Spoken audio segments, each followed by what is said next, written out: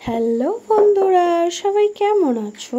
আশা করি সবাই খুব ভালো আছো। এটা কি বলুন তো, নারকেল চাপা। রথের মেলায় আমরা সবাই কিনে খাই নারকেল চাপা। একবার বাড়িতে খুব সহজ উপায়ে বানিয়ে ফেলুন। প্রথমে নিয়ে নিতে হবে 1 লিটার জল আর 1 কিলো চিনি। 1 লিটার জলটা উনানে বসিয়ে তাতে 1 কিলো চিনি দিয়ে দেবেন। দেওয়ার পরে অনেকক্ষণ ধরে ফোটাবেন যতক্ষণ না চিনিটা না গলছে।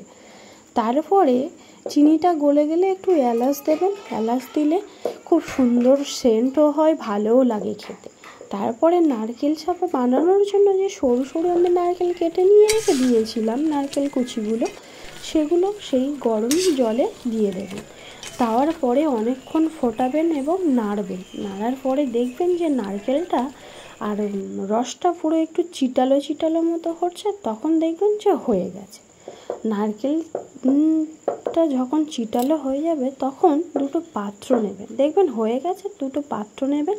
পাত্রর গায়ে ভালো করে তেল মাখিয়ে খুব সহজ উপায়ে তেল লাগিয়ে সুন্দর করে লাগিয়ে নেবেন। লাগানোর পরে সেই নারকেলের পুরটা থালাতে ভালো করে নারকেল চাপার মতো চিটে করে বসিয়ে নিতে হবে।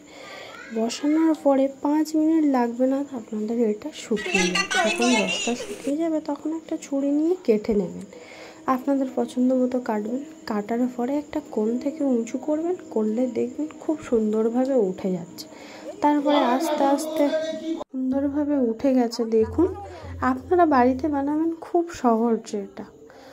আর বাড়িতে সবাইকে খাওয়াবেন, দেখুন সবাই খুব ভালো প্রশংসা করবেন। আর আমার এই রেসিপিটা যদি ভালো লেগে থাকে আমাকে সাবস্ক্রাইব করুন, আমার পাশে থাকুন, আমাকে ভালোবাসুন, ভালো আপনারা থাকুন।